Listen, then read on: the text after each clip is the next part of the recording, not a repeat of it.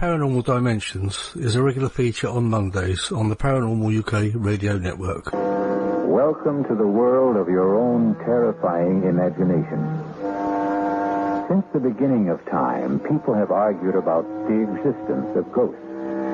They've been called variously wraiths, specters, phantoms, apparitions, shadows, or shades. But everyone agrees that if there are such things as ghosts, they are the souls of dead persons haunting living persons.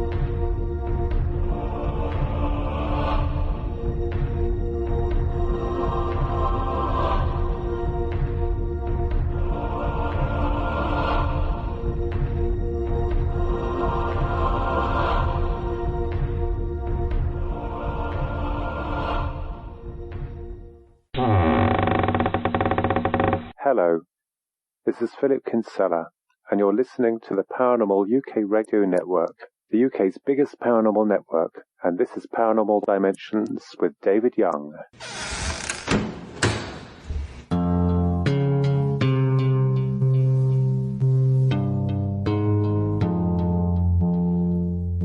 Hello, and welcome to another show. Thank you for that intro, Philip. Philip Kinsella will actually be a guest in a couple of shows' time. He's got a new book out called Guardians of the Dead, so we'll be looking forward to talking to him about that, and it should be good. On that theme, we've got today's guest is Scott Longman. He's a paranormal investigator in the City of London. So, here we go, let's meet Scott Longman. Hello Scott, welcome to the show. Thank you. How are you? I'm absolutely fine, thank you, and I hope that you're well. I know we actually tried to fix this up, I think it was around about November last year, and you unfortunately fell very ill, and so it's been a hell of a few months, but no, I'm back fighting fit now. That's good. I'm glad to hear it. We won't go into too much detail about your illness, but I know you were very ill. I think you came close to almost, to say pegging it, didn't you? But it was actually very bad. I know it was, and the spirit to haunt you. Yeah. So I'm very pleased to hear you're fit and well, and fighting fit and fighting to get back to normal anyway. And and we've got you back. We've got you on the show at last, so that's the good thing. But anyway, Scott, I mean, you're very much involved in paranormal investigations in London. Basically, is where you're based. Can you tell us anything about your investigations? Is it a club or organisation, or? I own my own limited company as an ambassador for the City of London. But the paranormal group is sort of I've made it a sort of a sister company of my limited company. So yes, it is an organisation, I suppose. It's a non-profit organisation. Everything that we make from sales and membership, etc., through the website, all goes back into buying equipment and paying for investigations, really. Excellent. Well, that's the way it should be, isn't it? Really, I mean, it's not really. You don't really make money out of this sort of business, do you? It's really we're all in it for our own learning, really, aren't we? To learn what it's all about. To prove a point, really, aren't we? Yeah. But as I say, I mentioned to you, I'm actually moving back to Essex, so hopefully I will get more chance to come and meet you and actually come and get involved in something that you're doing, maybe. Yeah. I'm quite busy with my other side of the company at the moment. Obviously, with the pandemic, had to stop all public events, etc. Yeah. the insurance just won't cover it. No, we've all suffered from that one, haven't we? Yeah, but, it's going to be now next year before we start doing public events again. Yeah. Well, hopefully I shall be able to come to some. Yeah, definitely. You'll be more than welcome. Yeah, well, I certainly do intend to come, because, I mean, I would think that London's a very busy, in the paranormal world, it must be very busy for all the ancient history that has gone through. One thing with London is you've got a lot of old places and a lot of old pubs, which have, especially in the city, when I say the city, I mean the square mile, because there's so much history, in all the different lanes and pubs, etc., in the city. One of the most haunted pub in London is the Viaduct Tavern, which we did last year for the world's largest ghost hunt. Right. And that was very, very active. It's certainly a place I want to go back to. But yeah, there's loads of sort of, like I said, mainly sort of old city pubs. Yeah, whereabouts is the Viaduct Tavern, Scott? It's literally just around the corner from the Old Bailey. Oh, right, okay. Yeah, it's in the city. But yeah, it's on, well, we were allowed on 4 floors. It's got a basement and then 3 floors up above the bar. It's very, very, very active. Anything in particular happen? Well, I was affected by. We got the name Paul, which came. I wasn't feeling that it was a. How can I put it? It was a negative spirit, but not a harmful spirit. And it was very sort of. It very much didn't want us there. There's a lot of history to it with regards to children there, and I think it was a case that he was murdered because of stuff that he was doing to his own children. Oh dear, yeah. So there's a lot of history to the pub. For some reason he picked on me, he affected me, and it's the first time it's ever happened to me, and it was such a strange feeling. And it wasn't a pleasant feeling because, like I said, he was definitely a negative. I think it was more anger than harmful. Yeah.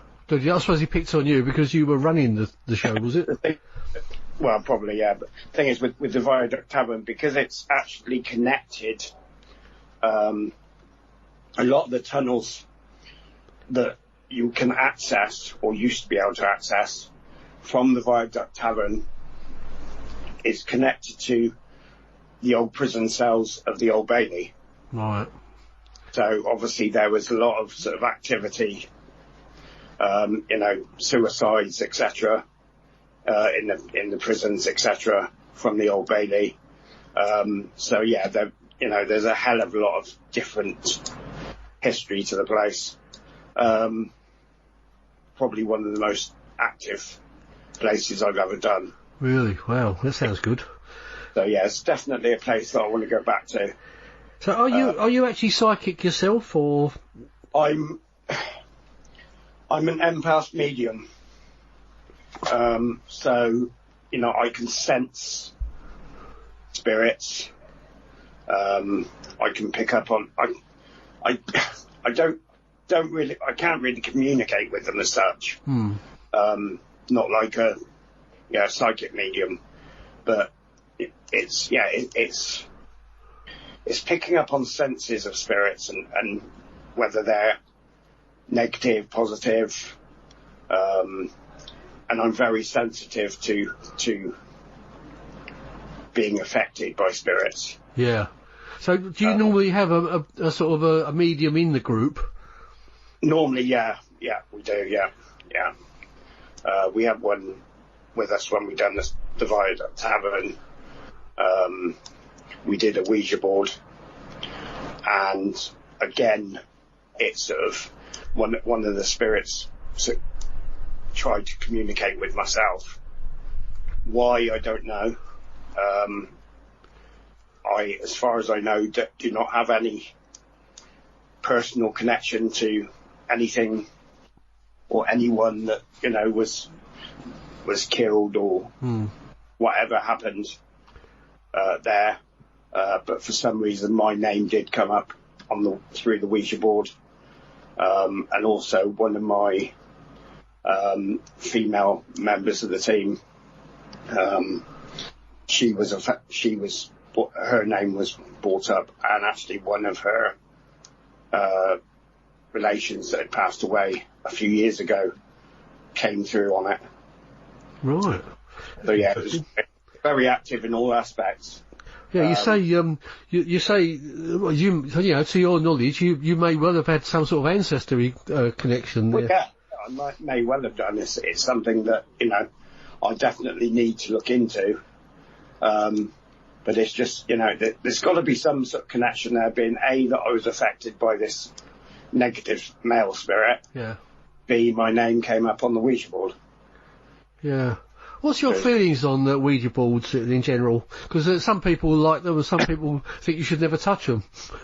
Well, my own personal feeling on it is, if you know what you're doing and you understand them and you do things properly, then Ouija boards can be quite safe. It's when you get people that, especially teenagers, or, you know, people on a sort of party and trying to do a Ouija board. You know, alcohol is the worst thing to do, to have in your body when you're doing one, because you're very open to negative and demonic spirits, especially. Yeah. Your barrier comes down, obviously. But yeah, I mean, I've done Ouija boards for a while. I know how to open them safely. I know how to close them safely. I know how to cleanse, you know, and make sure that no one that is on that Ouija board is affected by whatever spirit comes through.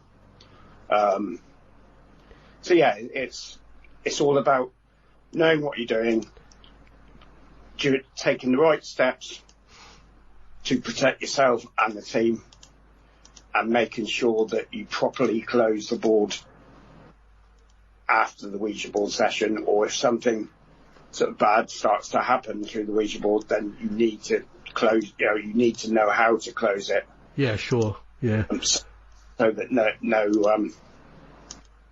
no harm is done. Yeah, I'd agree with all of that. I've been told you shouldn't leave the planchette with the board as well afterwards. That's right. Yeah. Or you're supposed to not leave it facing downwards or something like that as well. Yeah. So I say what I've been told from friends of mine who know a lot about that. I mean, I've used a Ouija board many times, and we used to do it when we were teenagers. We used to do it as well, I don't know if you call it entertainment, but because we were interested in it. Yeah, but of course, back then we never used to do any safety or opening it safely or closing it safely. You know, so that's when you get the problems. Yeah, I mean, I don't think it caused me any problems. I don't know, unless I got some sort of attack. A bit lucky then. Yeah, well, we used to do it and play around and, well, not play around, but ask questions, serious questions. Yeah, I suppose if you're in your own home and, you know, you only get, say, relation, you know, members of the family that passed away that come through, or, you know, as long as there's nothing there harmful or demonic in the property, then yes. But, you know, I don't recommend anyone doing it without knowing how to do it properly. Yeah, no, I would agree with that entirely. I mean, I'll tell you a little bit of a funny thing that sticks in my mind from back then. I'm talking about from probably about 1967, somewhere like that. Yeah. We were being told by this so-called spirit that they were from Venus, and they were like walking plant things with spines and things. It kind of stuck in my mind, you know, because back then I was actually very interested in the space program, and I was interested in UFOs and things. Well, I still am, obviously, UFOs and things. So maybe they were playing on that. I don't know, but there's also the thing about you never know if someone's actually pushing that glass, do you, or the planchette or something. I was like that before. Yeah, I that's the way I thought before I ever used one. But every time that I've used one, it's been legitimately moving. Yeah. You know, I trust my team. They all know what they're doing. I make sure that everyone in the team knows what they're doing. And no, it's all done legitimately. And like I said, I've never had a situation where someone has pushed it. It's always been, if it's been moved by the spirit. Yeah. I mean, we used to get some very violent movements where the glass would go right way around the edge of the table, in a really strong motion. I'm sure you've probably experienced that as well yourself. Yeah, I mean, I've seen people use it and the glass fly across the room. Yeah, it tries to throw itself off the table, doesn't it, even? Yeah. So, and even one time I've seen it where they were doing a Ouija board and the table lifted. So yeah, it's amazing how different every time is. Yeah, it is. Well, you do get quite a lot of playful spirits. No two times are the same. Every time is totally different, and you've just got to relax and go into it with an open mind, safely, and just let the spirits do their thing. Yeah.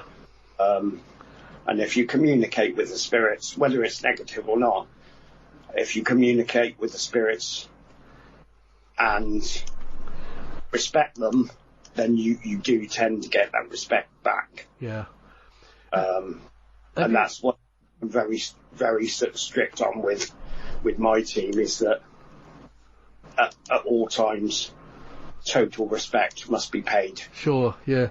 Have you ever had an experience where you've got someone who doesn't believe what's going on with the Ouija board, but they've actually been convinced by what they've seen? Yeah, we had a guy actually at the Viaduct Tavern. There was a guy that, because we used to do like a social evening, which again will start probably next year. But we do a social evening where, you know, members or potential new members can come along and meet the team and meet me and, you know, get to know each other.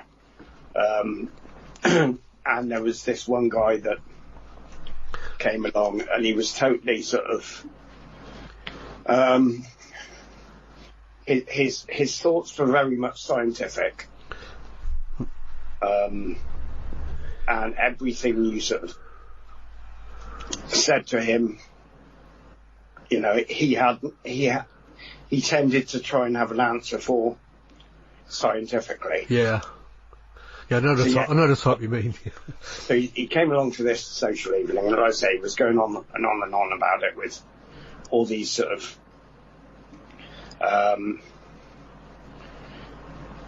scientific reasons and everything else. So we thought, right, okay. So I thought, right, okay, I'll invite him along to an actual event. And he came along to the Viaduct Tavern, and he was one of the ones that came onto the Ouija board. And by the end of the session with the Ouija board, he was sort of convinced, I think. Right. As the things that he's seen, because I made sure that, because when we done the Viaduct Tavern, we split into 3 teams, because there was 4 levels, and I made sure he was on my group, so that he could see everything that was being done properly. And yeah, he was. I get the feeling he was very much convinced afterwards, because I never heard anything from him since. So yeah, it's nice when that happens. It is, yeah. Well, I experienced that myself. I'll just tell you quickly. I've probably mentioned it on the show before, but we used to do the Ouija board, and a particular friend of ours didn't believe, he thought someone was just pushing the glass, right? So we just said to him, I'll tell you what, take a piece of paper, write a word on that piece of paper, go and sit in the corner, so none of us can see it, and we'll see if we can find out what the word is. Anyway, he went and sat in the corner, we see him scribbling away, and we asked the table, after, cut a long story short, what's he written? And he actually spelt out G-U-N. He spelt out gun. We said to him, well, did you just write gun on your piece of paper? And he went as white as a sheet. He actually picked up the paper, showed us. He hadn't actually written gun, he'd drawn a picture of one. Which was actually quite mind-blowing to all of us, even though we sort of believed it anyway. But that was pretty interesting, that was. One thing I always find, it doesn't matter how much you believe in it or not. You can believe 100%. But you'll always get something that happened that will blow your mind. Yeah, little things like that, they do. Yeah. What about things like, you mentioned about the table moving. Do you do table tipping as well? It's something that I haven't done personally, something I want to do. Members of my old team have done it, and said it's worked. So it's something that I want to try myself. And yeah, I do believe in it. Yeah, but it's one of those things that you want to experience it yourself. Well, it is one of those things, when you actually see it, you think, oh, someone's rocking that, or someone's moving it, but I have experienced it a couple of times, and I can honestly say that we were all taking our hands off the table one at a time. There was about 6 people around the table, I think 6 or 7 maybe, and when it came to my time, I took my hands off the table, and it was still rocking very violently. And I actually went under the table to see if anyone was actually, feeling anything. But you could actually feel like a springing motion in the table, as if something was actually pushing up on it, Yeah. And that's a really strange experience. It's I think, like I say, if you're seeing it done, to actually see that it's like it feels like a force underneath it, pushing it up. It's I think you can only experience it firsthand. Really, you can't explain it in such a. But maybe when I come and see you, maybe we'll do it. Yeah. Yeah. That's it. That's one thing we'll do then. It's it's like I say, it's something. Yes, I do believe in.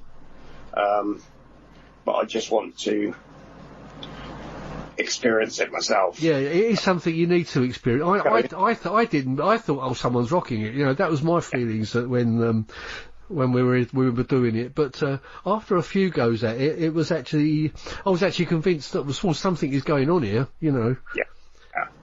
It's going back to like you were on about UFOs and stuff like that. I mean, I have never experienced UFOs.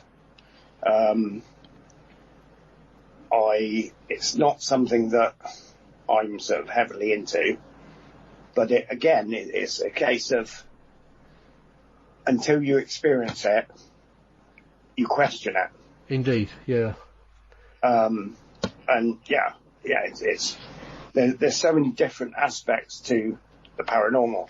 There is. I don't know about you, Scott, but I find a lot of it seems to be connected as well, especially with the UFO phenomena as well. I know I could never see any connections, but over the last few years, I think there's a lot of it connected. Right, you know, with interdimensional experiences and all sorts of things. I mean, I'll just tell you quickly, because I've never told you. Probably other people out there have probably heard it. But in I think it was 66, 67, when I was talking about doing the Ouija board, I actually saw a big orange oval object going across the night sky. And I can only put that down as a UFO. It certainly wasn't an aeroplane. It was completely silent, and it was all different shades of orange. It wasn't sort of like one shade of orange, and it wasn't like a bright light. It was like incandescent, if you see what I mean. And even then, I thought, well, this got to be a UFO. And then sort of before that, when I was about 8 or 9, when I lived in London at the time, I was sitting on the steps, and I was actually watching a star move and stop, and move and stop. Now, I'm talking about 1958, 59. So what the hell was that? I don't know, Yeah, I mean, that's one of the things that this is one of the reasons why I question about UFOs, because you get so many things happening, again, scientifically, in the sky, with, stars and meteorites and stuff like that. So in my mind, it's like, can you really prove that it's a UFO? Do you know what I mean? Yeah, well, I mean, obviously, no, none of us can. There's so many different aspects to what happens in the sky through the sort of, I don't know what you call it now, through the whole sort of meteorites and everything, the whole system up there, and how it works. It's I think, because I've never experienced anything as far as UFOs, I have an open mind to it. Yeah. The only thing I can say to that is I learned, obviously when I was a teenager, thinking to myself, well, stars don't move and stop, and then move and stop. If it was a meteorite or something like that, it would have left some sort of a trail and kept on going and burnt out. But the way this was, it looked like a star and just moving and stopping. But I mean, how do we explain shooting stars? Do you know what I mean? That's another. So this is why I've always, because I've never experienced seeing an actual UFO. That's one of the reasons why I've always questioned the whole sort of UFO side of things. Yeah. Well, I suppose the first question there would be, do you believe there's life on other planets?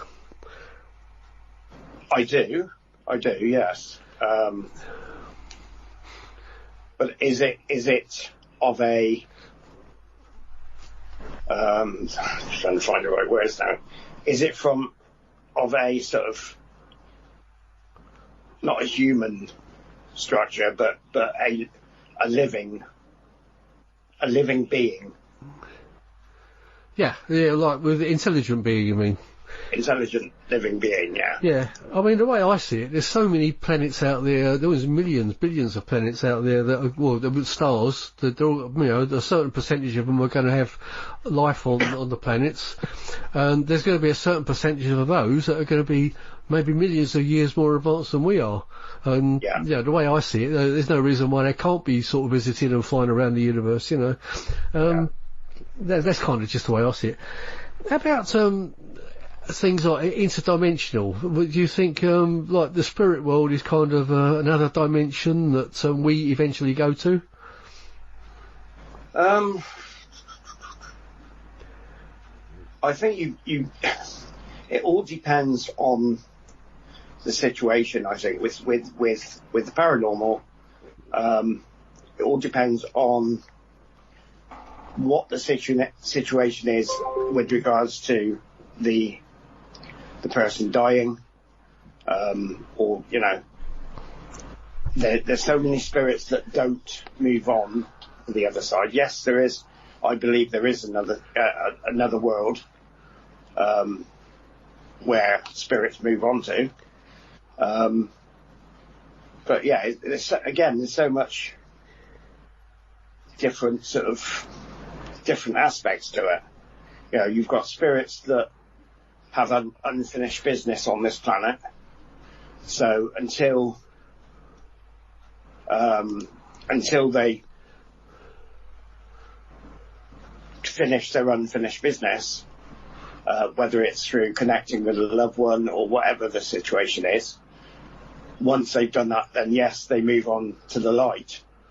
But then you've got, you know, negative and demonic entities that I think, you know, through sheer stubbornness will not move on to another world, because all they're concentrating on is causing problems. And it's not until obviously you deal with, you know, the demonic entities in the correct way that they get sent back to wherever they should be. Yeah. But yeah, again, it's very much an open. I mean, yes, I do believe there's another world that obviously, you know, the dead go on to. You know, you've got heaven, you've got, you know, none of us know until we die. Well, but yeah, you know, like I said, there's so many spirits still on this planet with unfinished business. yeah. And of course, I suppose a lot die without actually realising they're dead, don't they? If you get a sudden death. Yeah. And it's not until they realise that they've passed away that they will move on to the light. Mm. But it takes either loved ones or paranormal teams to make that happen. Yeah. I mean, you see in movies and things where they're actually trying to talk to someone, and they, obviously the person who's still alive can't see them. And do you actually think that kind of thing can happen? Yeah, I do. Yeah. But like I said, you know, with everything with it, you just have to keep an open mind. Yeah. Do you use any other sort of equipment rather than as well as Ouija boards? You know, like meters and things like that. Yeah, I've got, you know, I use K2 meters. I've got all the caps and everything. But yeah, I've got a hell of a lot of equipment of different types. So yeah, there's so much that you can use and so much evidence that you can get from it. You know, the infrared cameras as well. Stick figures, you know, when they pick up a spirit, you know, I've got a couple of those, and we've had so much evidence from them. Because, you know, there's no way, you know, you have like these people that don't believe in it. Oh, well, you can fix this, you can fix this. There's no way with the infrared camera that you can fix it. Yeah. I mean, what do you see? Well, like shapes and things in the. Yeah. I mean, with the it's gone out of my head now, but the cameras that you can use with the tablets which show the stick figures when you pick up a spirit. You know, that's another thing. You know, there's no way that it can be fixed. If you pick something up, it's something there. You know, it's no different than you standing in front of the camera and it's showing a stick figure. So if there's another stick figure beside you, then there has to be a spirit there. Sure, there has to be. Yeah. Do you get, I mean, I don't know if you've ever done any sort of investigations in woods and things like that. I don't know if you know, but I live fairly near Rendlesham Woods where there was a big UFO incident in 1980. Right. I've done quite a lot of walking about in the dead of night. With a small team and things. We've taken a lot of photos in the dark, and most photos just come out black, you know, nothing in them. other photos you get these strange shapes, like misty shapes, and there was no mist at the time, no visible mist or anything. I don't know if you experienced anything like that yourself. No, I haven't done any sort of woods. I want to do the forest in Nottingham, Sherwood Forest, which is one of the events that we had booked for this year, but obviously not able to do. So that's something I want to rebook and do for next year, because we had another place close by to the forest that we were going to do as well. But yeah, I want to do Sherwood Forest. Is that supposed to be very active then, Sherwood? Yeah. Is it? Yeah, because of the whole Robin Hood and thieves and all this sort of thing. Yeah. And the horsemen and it's supposed to be very. I mean, I've watched live feeds of other paranormal teams that I'm friends with that have done it, and they've got so much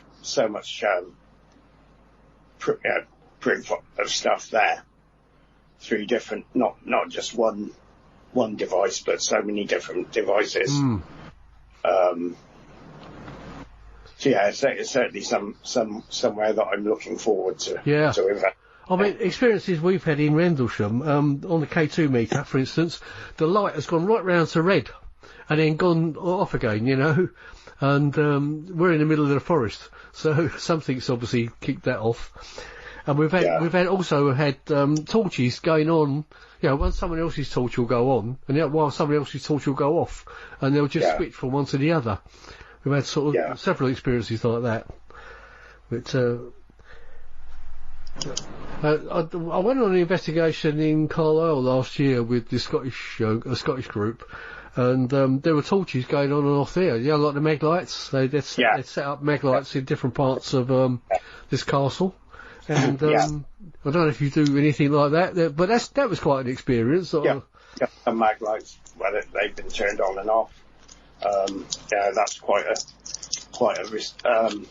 responsible sort of way of proving stuff. Yeah, again, I mean, that quite blew my mind actually seeing that. No way that it can be messed around with or played with. No, especially when someone asks it to go on, and it does. Nobody's anywhere near it. Yeah, exactly. But there's still, my group has been going, been nearly 2 years now. But obviously with the last few months, it's really put a sort of kibosh on things. Oh, yeah. We had so many events booked within this time, and we've had to cancel everything.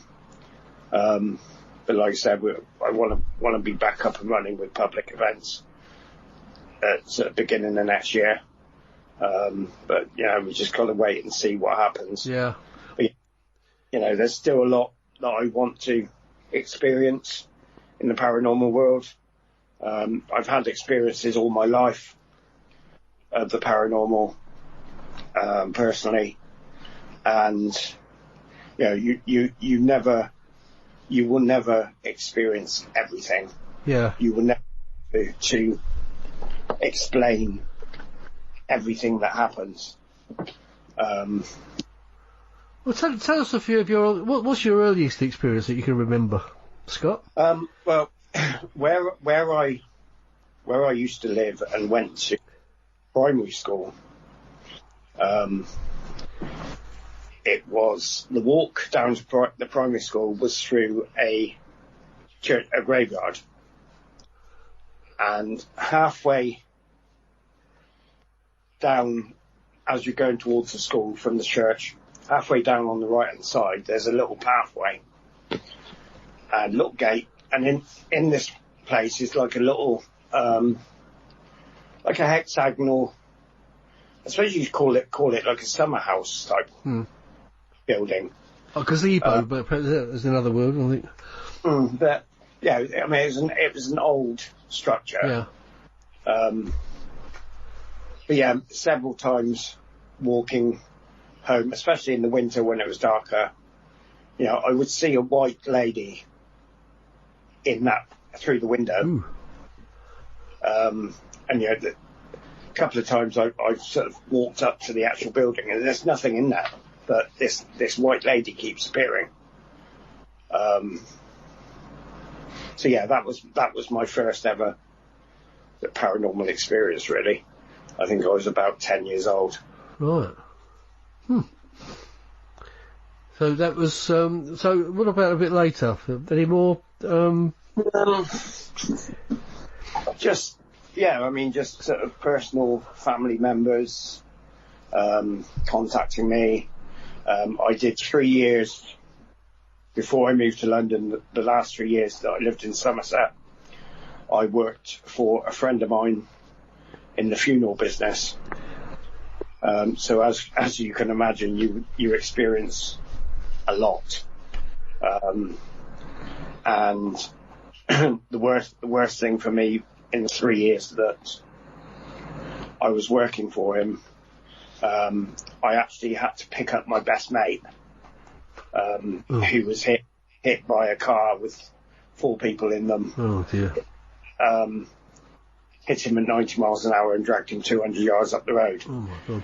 So you can imagine what state he was in.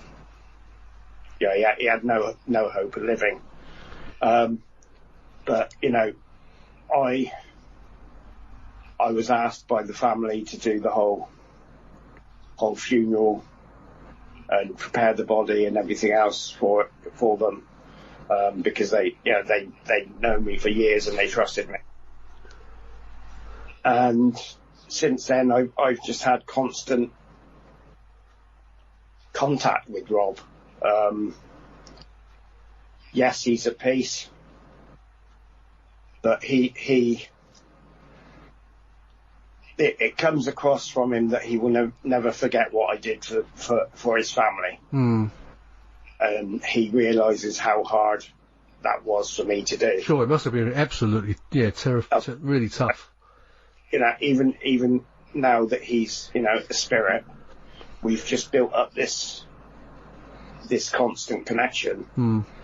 And he visits me quite regularly, and still, he has done for years, and he still does. But yeah, that was the hardest thing I think I've ever had to do in my life. Yeah. Picking up your best mate. Yeah. I mean, as hard as a story to this, it still ends up as a nice story because you're still in contact with your best friend, Yeah. What about spirit guides? Do you have any connections with those? Do you know who they are, or? I haven't really as yet. I'm trying to connect to my spirit guide.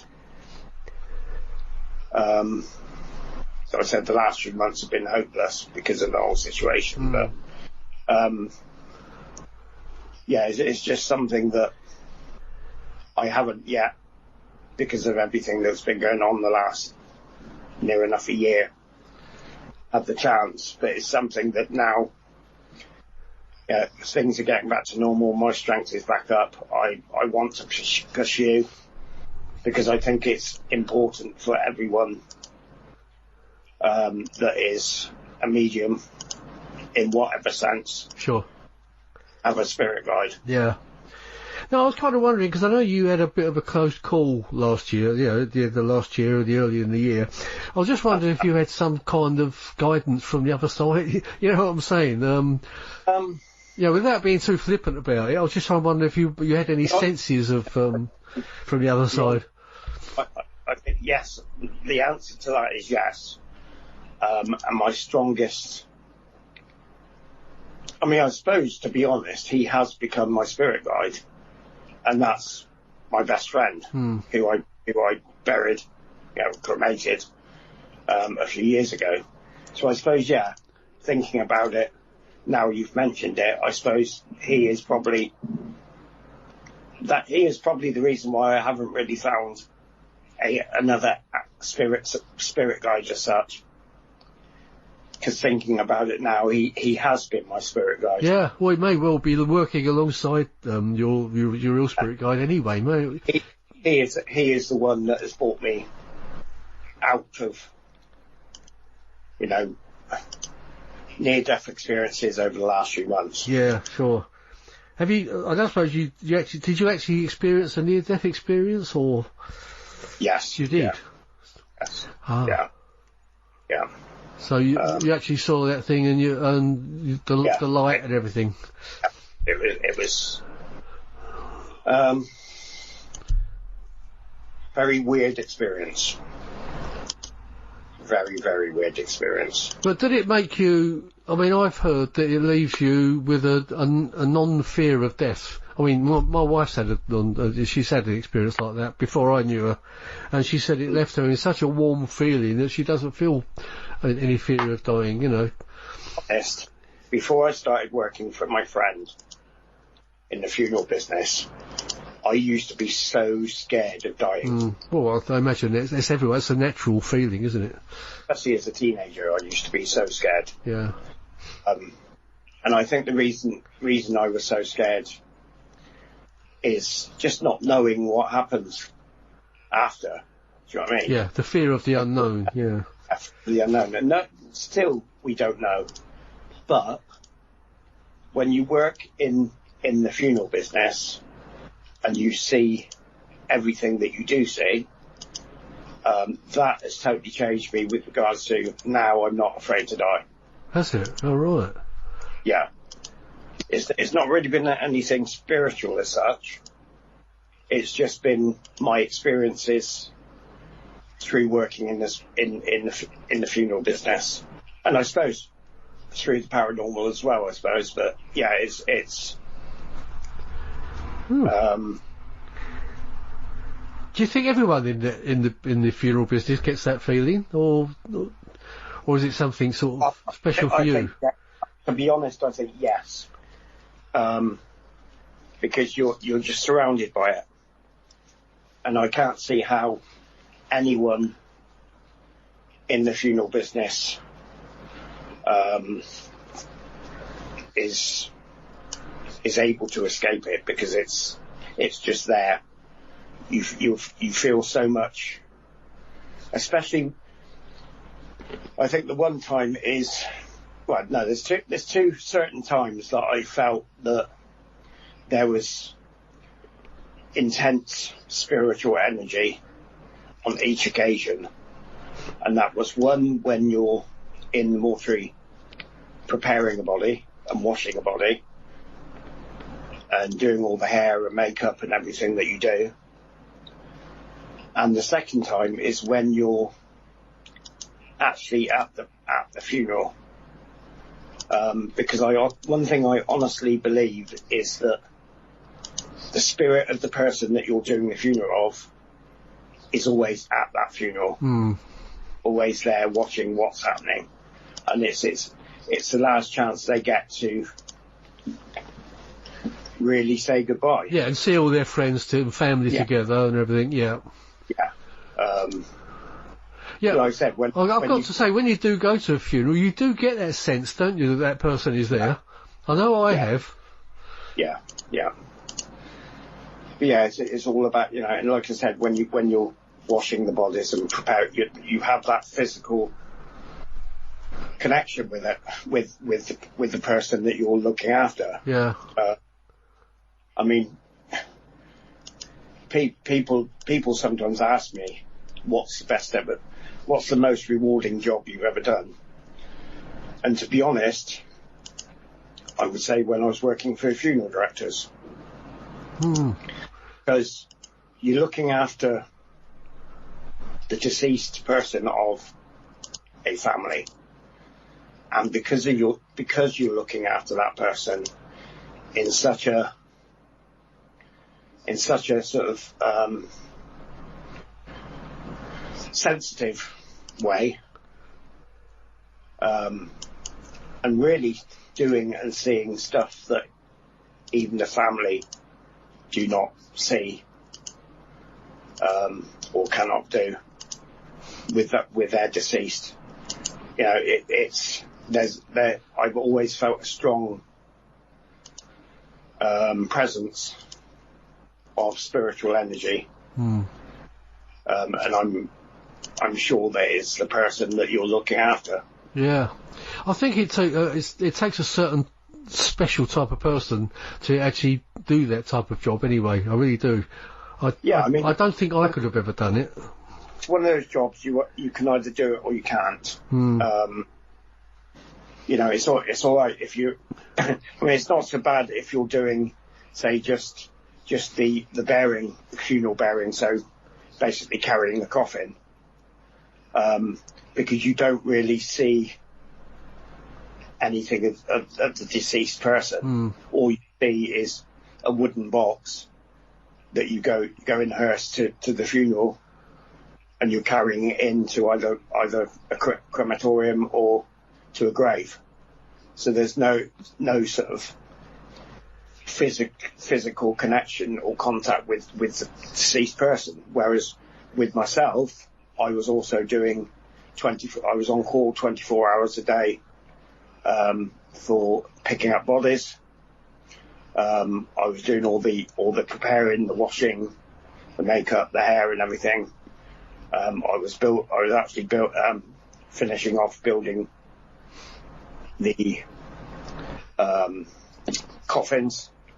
So you have the wooden box, but you then have to put all the lining in and the padding and all the handles and everything you have to attach to the box and the nameplate on top and everything. There's quite a lot of work to it. People don't really.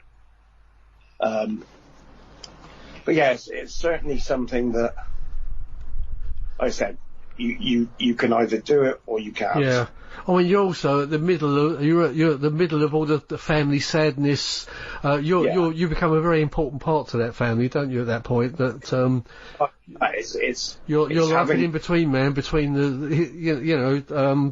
between where their loved one is going, and their grief and everything. The hardest part of working in the funeral business is if you're picking up the bodies. Yeah.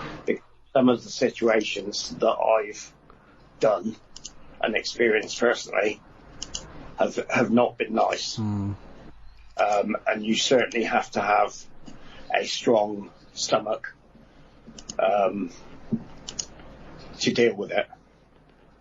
And you have to be, like you said, a certain type of person to be able to deal with it and deal with it sensitively and professionally. Yeah. No, I can imagine. It was like when I did my best friend's funeral. Yes, I was fine. I carried the coffin in, but it wasn't until we were carrying the coffin out of the church that it just hit me, and I collapsed on the floor actually. Right.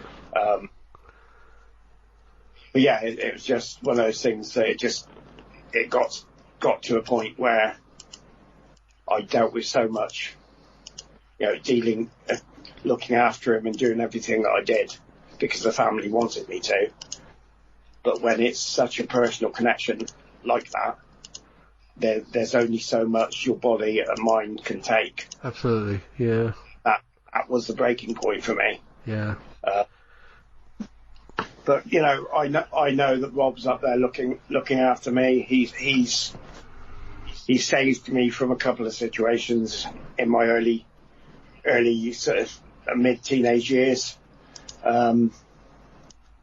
Just things that happened, and for some reason, you think about it and you end up not going ahead with something, and I know it's Rob guiding me. Yeah. So to go back to your previous answer about the spirit guide, I think yes, Rob is my spirit guide. And to be honest, it's taken you to say about that for me to realise that, to be honest, because I've never really thought of it in that way. Oh, well, I'm glad to have been of some service. I've got to say, I did actually note a little bit of an accent in your voice, and now it kind of explains it when you said about you come from Somerset originally. But I couldn't quite put my finger on it, but there's only a little bit there, but you can just sense it sometimes. Yeah. But talking about your friend and everything, what comes to my mind is your connection with your friend is reincarnation. Maybe you've got some sort of a long connection through reincarnation. I think there will be an ongoing relationship between me and my best friend, spiritually, for the rest of my life. And obviously when I go up there, he'll be there to welcome me, I think. So I think that connection will always be there. Sure. Because it's such a strong.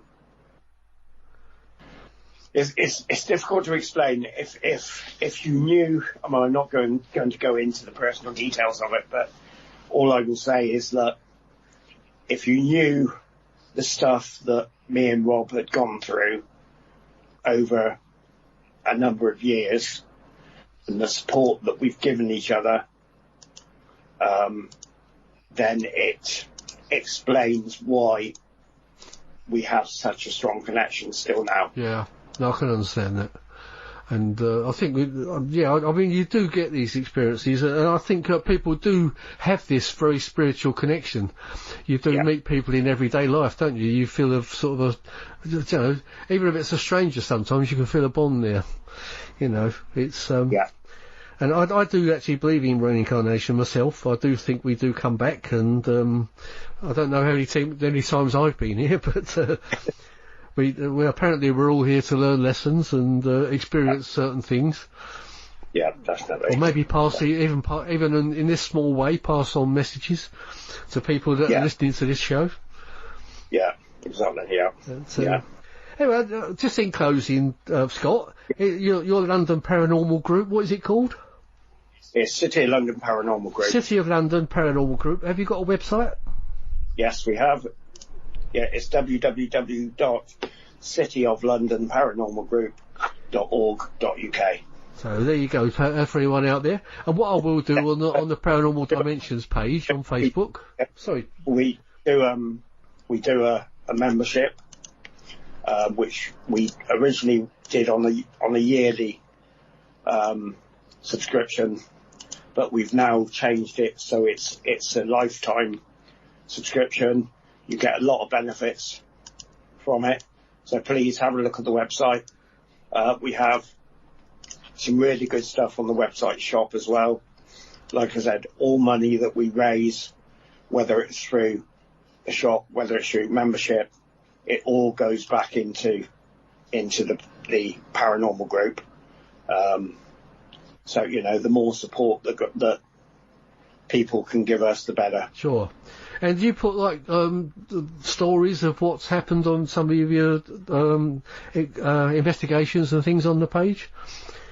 We've got sort of photos and videos and that on there, yes. Yeah, great. Because I'm just thinking about our international listeners, because it goes all over the world, this show. I imagine a lot of Americans will be very interested in the London Paranormal.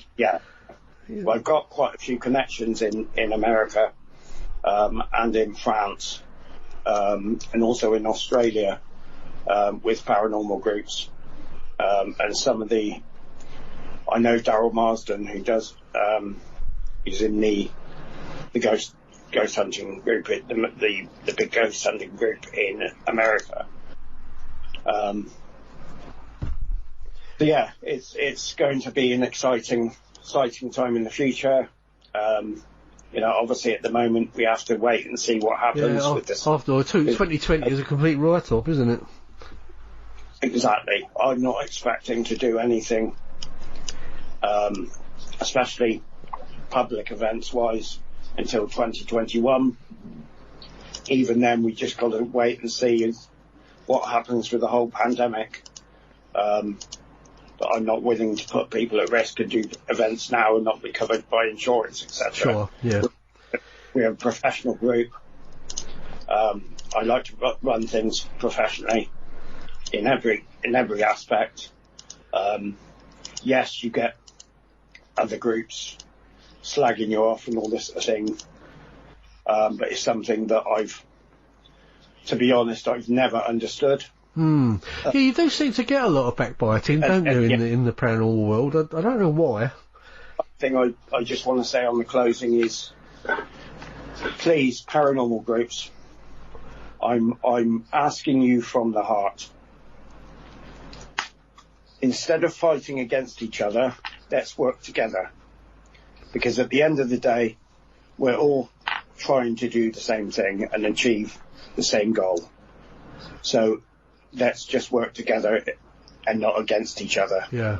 And that's my closing statement. Yeah, that's very wise words, Scott. I agree with you. It's something I can't quite understand either. I mean, I belong to a couple of paranormal groups, and the times when you kind of hear there's arguments going on, and you think, well, what started that? What is it? What's going on? And there just seems to be some sort of a jealousy that occurs, and I don't understand it, you know. There seems to be competition, and there's no reason for competition. No. You know, we're all out there to do the same thing. We're all out there to achieve the same thing and prove the same thing. So let's work together on it instead of against each other. Yep, wise words. Well, Scott, thank you very much for sparing the time to come and talk to me. It's been fascinating. I hope you've got something out of it. I certainly have myself. Yeah, definitely. Yeah. And I will certainly get to meet you. I will come to London and get involved. Yeah. And obviously it won't be till next year, I don't think. No, that's fine. But I shall certainly keep in touch with you, and hopefully we'll get together and have a beer or two and a couple of spirits as well, eh? Yeah. Anyway, all right, mate. Take care. Yeah, you too. Take care of yourself, Scott. Thank you very much for coming on. Bye-bye. Okay. Thank you. Cheers. Bye-bye. You've been listening to Paranormal Dimensions on the Paranormal UK Radio Network. I'm David Young. Hope you'll join us again next week. Thank you. Goodbye.